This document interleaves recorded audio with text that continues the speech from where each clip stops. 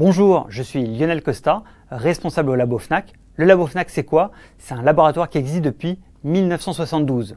Notre vocation, c'est quoi? C'est informer le client sur la performance réelle des produits que nous testons. De la hi-fi à l'appareil photo en passant par les ordinateurs, les enceintes, les casques et les smartphones.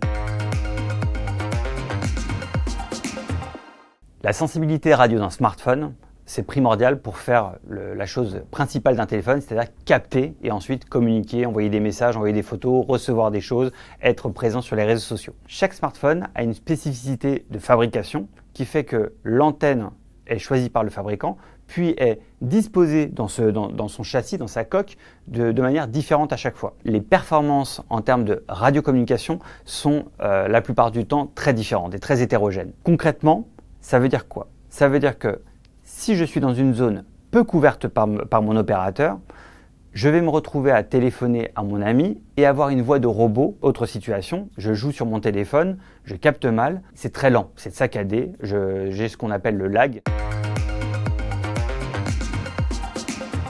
La vitesse de téléchargement, la vitesse d'envoi et le temps de latence.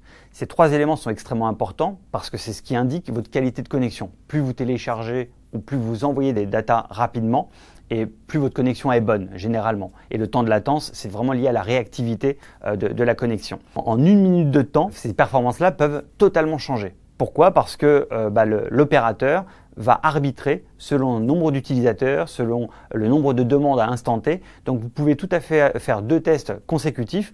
Une fois, vous allez obtenir 10 mégaoctets secondes. La deuxième fois, vous allez avoir 1 mégaoctet seconde. C'est pour ça que si on veut avoir une vue d'ensemble des performances avec votre smartphone, le seul moyen, c'est de réaliser plusieurs dizaines de salves de tests tout au long de la journée pour se rendre compte de la tendance de performance de votre smartphone. Au Labo Fnac, on a tout l'équipement pour justement éviter d'avoir à faire ça manuellement. On a en laboratoire, on a un environnement contrôlé, ce qui nous permet de faire grosso modo en une demi-heure de temps ce qu'il aurait fallu 24 heures ou 48 heures pour récupérer les résultats. Ce que nous arrivons à évaluer en termes de vitesse, grosso modo, celui qui obtient un 10 sur 10, il dépasse les 30 mégaoctets seconde en débit moyen. Celui qui est dans les moins bons, on est en dessous des 5 mégaoctets seconde. Et ça, encore une fois, dans un environnement contrôlé que l'on maîtrise. Si jamais vous êtes dans une zone très peu couverte, cette vitesse de transfert peut descendre à 0. Au labo de la Fnac, nous avons un appareil de mesure qui nous permet de simuler n'importe quel opérateur réseau. Pour évaluer les smartphones, on les met dans une grande cage qui est blindée, qui nous permet de nous isoler de tout réseau extérieur. On simule un opérateur fictif. Ensuite, on va émettre un certain niveau.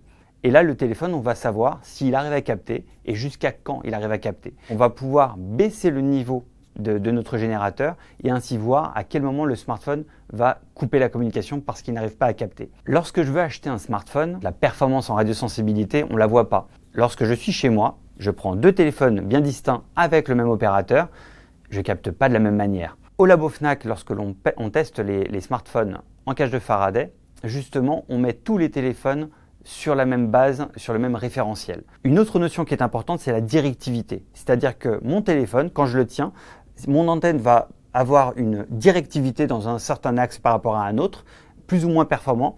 Et c'est ce qui se passe quand on se déplace. Souvent, l'antenne va essayer de capter une antenne à gauche. Maintenant, si l'antenne passe à droite, comment est-ce qu'il capte? Les performances sont différentes. On l'intègre ça à cette note de radiocommunication, de radiosensibilité, pour pouvoir dire à la fin, ce téléphone-là est beaucoup plus stable et capte beaucoup mieux que l'autre.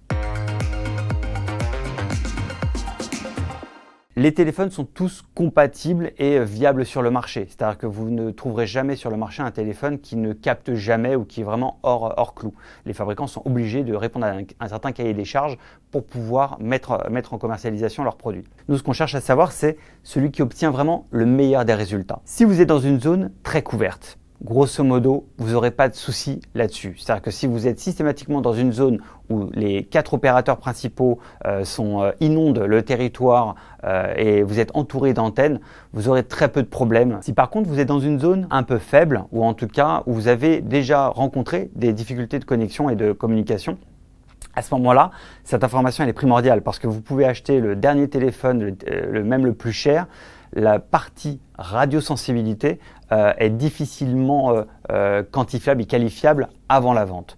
Lorsqu'on teste un smartphone, on essaie de donner une information que le client ou que le visiteur aura avant la vente de ce produit-là.